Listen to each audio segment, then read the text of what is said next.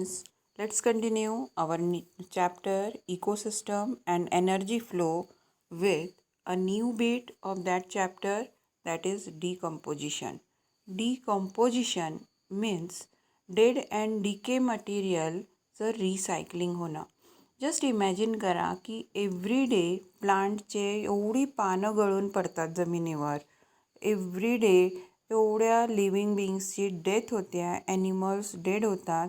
ते जर तसंच ॲक्युम्युलेट होत राहिले असते अर्थवर तर काय परिस्थिती झाली असती है ना. तर ते तसं होत नाही. नेचर स्वतःला बॅलेन्स करून घेते.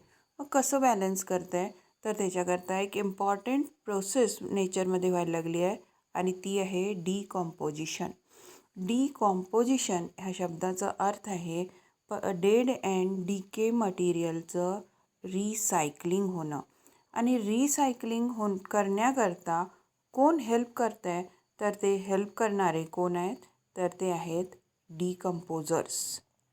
With the help of decomposers in any ecosystem the producer, consumer and decomposers play their important role. प्रत्येकाचं काम त्यांचं वाटून दिलेलं आहे नेचरनी. जसं फॉर एक्झाम्पल प्रोड्युसर काय करणार आहे तर प्रोड्यूस करणार आहे, फूड प्रोड्यूस करणार आहे. कन्झ्युमर्स त्याला कन्झ्युम करतात आणि डिकम्पोजर्स काय करतात तर प्रोड्युसर आणि डिकम्पोजर ह्याची डेट झाल्यानंतर त्याला रिसायकलिंग करणं हे का इम्पॉर्टंट रोल प्ले करायला लागलेत. प्रत्येक एक कंपोनेंट इकोसिस्टममधला, मग तो प्रोड्युसर, कन्झ्युमर किंवा डिकम्पोजर जो पण आहे तो प्रत्येक एक आपला एक इम्पॉर्टंट रोल प्ले करायला लागला आहे है ना. तर प्रोडक्शन जेवढं गरजेचं आहे, जेवढं इम्पॉर्टंट आहे, इक्वली इम्पॉर्टंट आहे त्याचं डिकम्पोजिशन होणं.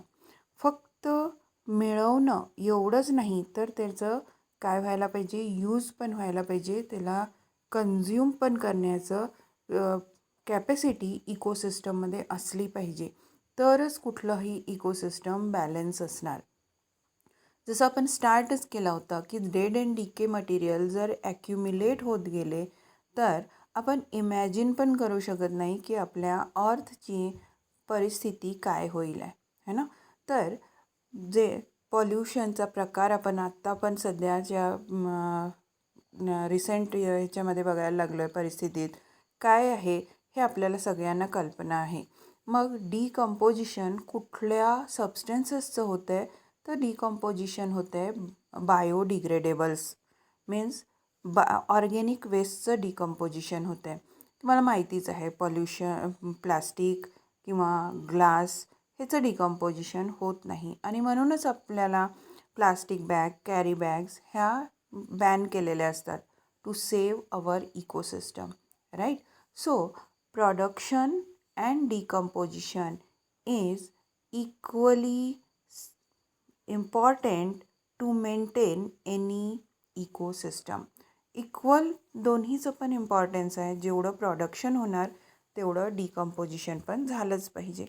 मग डिकम्पोजिशन कोण करतं आहे तर डिकम्पोजर्स आहेत bacteria, actinomycetes and fungi. Bacteria, actinomycetes and fungi are also known as the sweepers of this ecosystem. Sweepers or cleaners of this ecosystem because they clean our ecosystem, right? So they are also known as decomposers, sweepers or cleaners of our ecosystem. Decomposition ही जी process आहे ते 5 स्टेप्समध्ये complete होते. First is fragmentation, second is leaching, third is catabolism, fourth is humification and the next is mineralisation. Fragmentation, leaching, catabolism, humification and mineralisation, these are the sequential steps of decomposition. Decomposition, first step, fragmentation. Fragmentation means what? Fragmentation हे आपल्याकरता खूप familiar word आहे. Fragmentation means small पीसेसमध्ये cut होणं. म्हणजे dead and decay material ह्याचं काय झालं पाहिजे ते स्मॉल पीसेसमध्ये कट झालं पाहिजे, सगळ्यात पहिली स्टेप. आणि हे करतंय कोण, तर ह्याला केलं जातं आहे थ्रू डिट्रिटस फूड चेन. आपण प्रिव्हियस लेक्चरमध्ये डिट्रिटस ह्याचा अर्थ बघितलेला आहे. Detritus means organic waste. Organic वेस्टपासून स्टार्ट होणारी जी फूड चेन आहे ते फूड कन्झ्युम करतात त्या डेड बॉडीमधनं, आणि फूड कन्झ्युम करताना त्या डेड बॉडीचं काय होत जातं आहे, स्मॉल पीसेसमध्ये कन्वर्जन होत जातं आहे. And that is called fragmentation. Right? This is the first step. Then the next step, leaching. What is the meaning of leaching? Leaching means percolation of organic matter. Percolation म्हणजे काय, तर जसं तुम्ही शब्द ऐकलेला आहे, due to gravitational force the water is percolated in water table. Okay, तसंच जेव्हा डेड बॉडी स्मॉल पीसेसमध्ये कट होते तेव्हा त्या डेड बॉडीमधले ऑर्गॅनिक मॅटर वॉटरबरोबर डिझॉल्व होऊन सॉईलमध्ये पर्कोलेट होत जातात आणि सॉईलमध्ये मिक्स होत जातात. त्या प्रोसेसला म्हणलं जातं आहे leaching. The next step is catabolism. Catabolism means we know that it is a type of metabolism. Catabolism, or it is also known as digestion. Catabolism ह्या शब्दाचा अर्थ असतो आहे breakdown of complex substance in simple substances. That is called catabolism. मग complex substances काय आहे, तर ही dead body ज्याच्यामध्ये फक्त ऑर्गॅनिक मॅटर पर्कोलेट झालेलं आहे आणि अजूनसुद्धा बाकीचं सबस्टन्सेस तिथे राहून गेलेत. तर त्याचं काय होणं, तर डायजेशन होणं. मग आता जर डायजेशन व्हायला लागलं आहे, म्हणजे डायजेशन ही बायोलॉजिकल प्रोसेस आहे आणि without enzymes digestion is not possible. Then how it is occurs in soil. मग ह्या वेळेस ह्या स्टेपमध्ये आता ॲक्च्युअल रोल प्ले केला जातो आहे कोणाचा, तर बॅक्टेरिया, ॲक्टिनोमायसिटीज आणि फंजाईचे द्वारा. Bacteria, actinomycetes and fungi digest this remaining substances of that dead body. That is called catabolism. आणि आपण फंजाई ह्याचं एक नेचर बघितलेलं आहे, ॲब्झॉर्प्टिव्ह नेचर. आणि दुसरा नेचर ह्याच्याबद्दल सांगतो आहे आपण, एक्स्ट्रा सेल्युलर डायजेशनची capacity. Means they release the enzyme on that food material and they digest it. So the catabolism means the digestion process takes place by bacteria, actinomycetes and fungi. This is the third step. The next step, humification. Humification means formation of humus. What is humus? Humus is partially decomposed dead material which is black colored amorphous substance.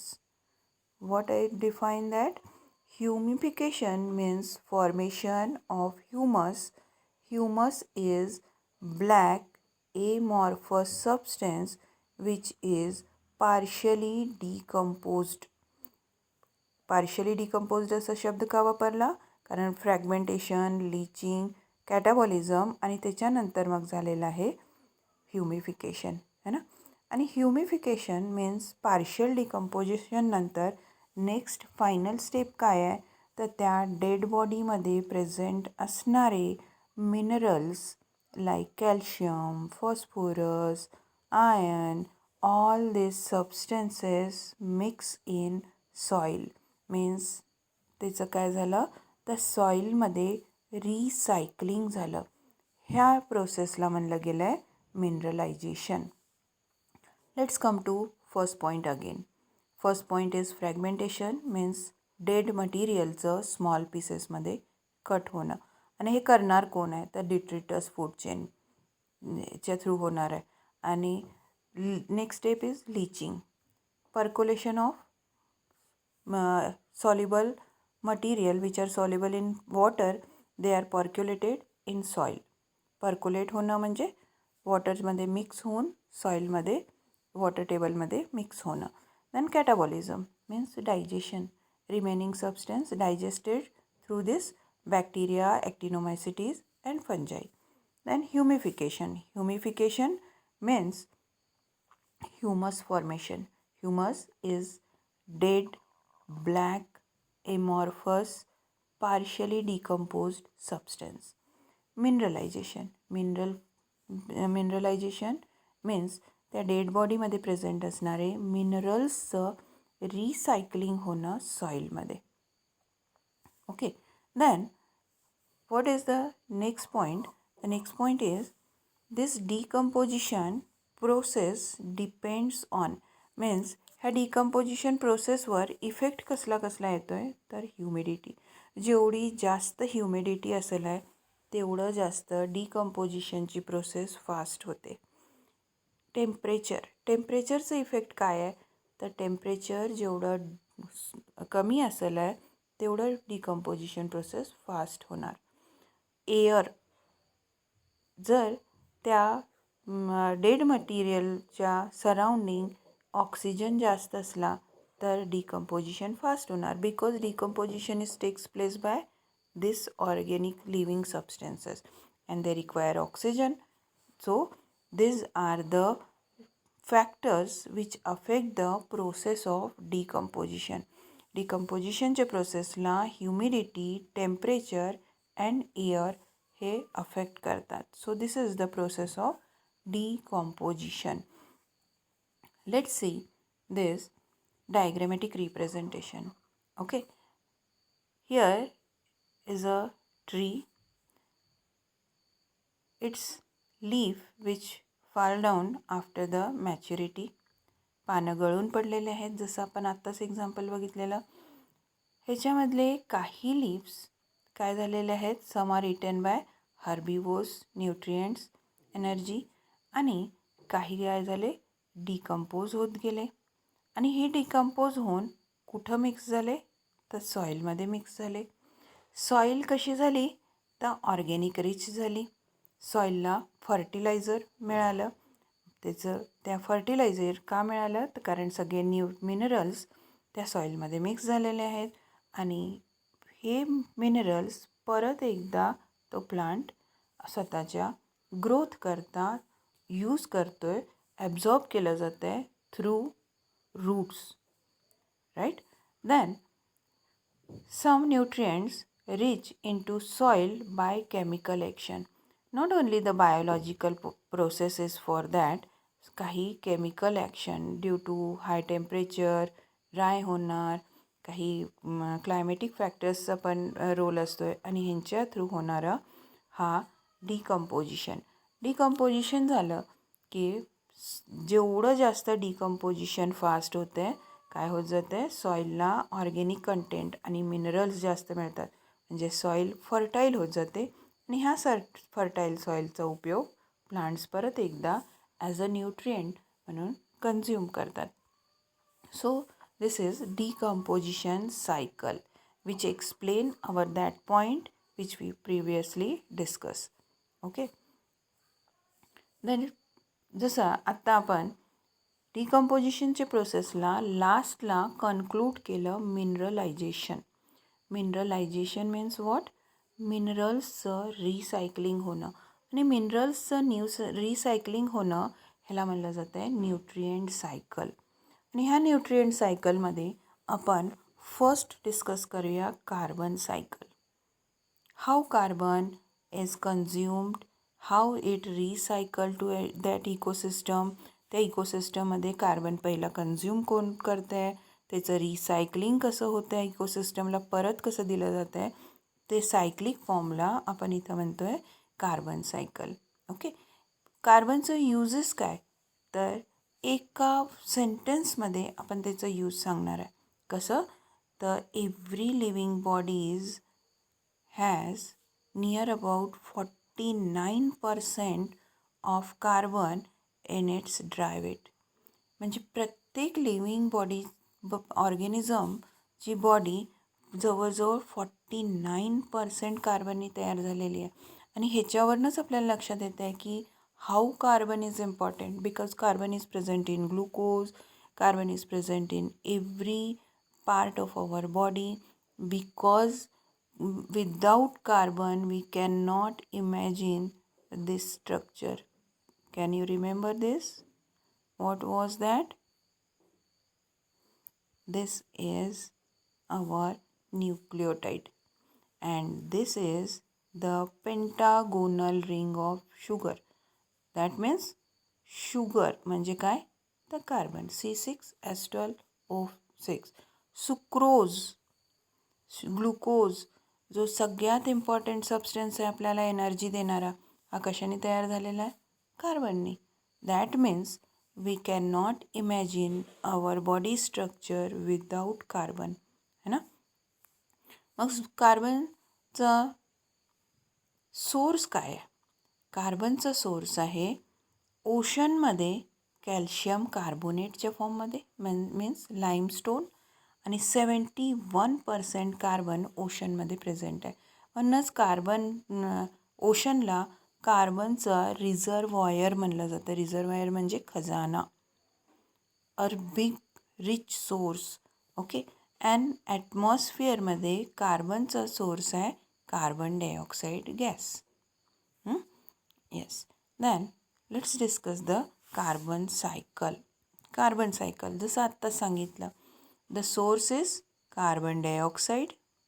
This carbon dioxide is consume by plants through photosynthesis. फोटोसिंथेसिसमध्ये काय तयार झालं? तर starch, carbohydrates तयार झाले. कार्बोहायड्रेट्सला consume कोणी केलं? तर ॲनिमल्सनी केलं. ॲनिमल्स आणि प्लांट्स ह्या दोन्हीच्या पण डेड अँड डिके झाल्यावर त्याचं काय होणार आहे? फॉसिल तयार होते. आणि फॉसिल म्हणजेच कोल, ह्याचा उपयोग कोण करणार आहे? तर इंडस्ट्रीज करतात.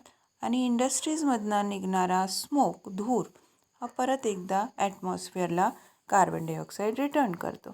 तसंच प्लांट्स रेस्पिरेशनच्या थ्रू कार्बन डायऑक्साईड रिटर्न करतात आणि ॲनिमल्स पण रेस्पिरेशनच्या थ्रू कार्बन डायऑक्साईड रिटर्न करतात.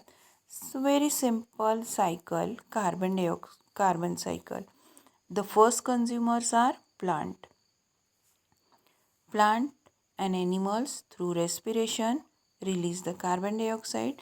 Plants and animals after death and decay, they decompose and release the carbon dioxide, as well as because of the coal formation, which is called fossil fuel. The fossil fuel coal is used in industry and it is again recycled. This is very simple carbon cycle. Okay. The next concept in our chapter is energy flow. Energy flow. Energy flow in any ecosystem is unidirectional. Means एका living ऑर्गॅनिझमनी दुसऱ्या living ऑर्गॅनिझमला दिलेली energy return त्याला येत नाही. It is functional study of any ecosystem. Energy flow ही त्या इकोसिस्टमची फंक्शनल स्टडी केल्या मध्ये कन्सेप्ट आहे. Production, respiration, rate, nutrient cycle affect the flow of energy. Energy फ्लोला कोण कोण अफेक्ट करणार? तर प्रोडक्शन मीन्स प्रोड्युसर लेवलवर. रेस्पिरेशनमध्ये किती एनर्जी खर्च झाली, रेट ऑफ न्यूट्रिएंट सायकल आणि flow. All this cycles affect the energy flow. Energy flow ह्याच्याकरता लिंडमॅन ह्या सायंटिस्टनी एक नियम दिलेला आहे and that is called 10% energy law or Lindeman's law. Lindeman's law काय म्हणतोय की प्रत्येक ट्रॉपिक लेवल दुसऱ्या ट्रॉपिक लेवलला फक्त 10% एनर्जी प्रोव्हाइड करते. एक ट्रॉपिक लेवल दुसऱ्या ट्रॉपिक लेवलला फक्त 10% एनर्जी प्रोव्हाइड करते. एक ट्रॉपिक लेवल म्हणजे कोण? तर प्लांट्सनी दुसऱ्या ट्रॉपिक लेवल म्हणजे कोण? तर हर्बिवोर्स टू कार्निवोर्स. म्हणजे प्रत्येक ट्रॉपिक लेवलला फक्त 10% एनर्जी पास होणार आहे. ओके. काही फॅक्ट्स बघूया. About 34% sunlight is reflected back. 10% held by ozone layer. 10% सनलाईटला ओझोन लेअर इनहिबिट करतेस अर्थपर्यंत येण्यापासून 56% रीच द अर्थ सरफेस आणि त्या 56%मधलं पण फक्त 0.02% use for photosynthesis. This is an important question of MCQ. Only 0.02% used for photosynthesis. Okay, let's observe this diagrammatic way. Here is a sun which is the driver of any ecosystem. sunला कुठल्याही इकोसिस्टमचा driver मानला जात आहे. सनपासनं solar energy plants घेणार, प्लांट्सनी आपल्या स्वतःवर खर्च केली आणि नेक्स्ट लेवलला एनर्जी दिली गेली. नेक्स्ट कोण दाखवले ते इन्सेक्ट्स दाखवलेले आहेत है ना. आणि देन इन्सेक्ट्स आपल्या स्वतःवर एनर्जी खर्च करून थर्ड लेवल मीन्स बर्ड्सला देतात आणि बर्ड्सपासनं लार्जर साईज बर्डला जातात. म्हणजे प्रत्येक लेवलपासनं जेव्हा एनर्जी पुढे कंटिन्यू होणार तेव्हा प्रत्येक लेवल फक्त दुसऱ्याला 10% एनर्जी देत जाणार. म्हणजे ग्रॅज्युअली एनर्जीचा अमाऊंट काय होत जाते, कॉन्सन्ट्रेशन कमी होत जाते. Solar energy is the maximum energy. प्लांट्सजवळ सगळ्यात जास्त एनर्जी आहे आणि हायर लेवलवर सगळ्यात कमी असते. दिस इज कॉल्ड एनर्जी फ्लो. कालच्या एका कन्सेप्टमध्ये आपण फूड वेब डिस्कस केली होती. आज इथं परत एक आणखी एक्झाम्पल बघूया. ग्रास डिपेंड आहे त्याच्यावर rat, insect, rabbit and deer. This level is herbivores.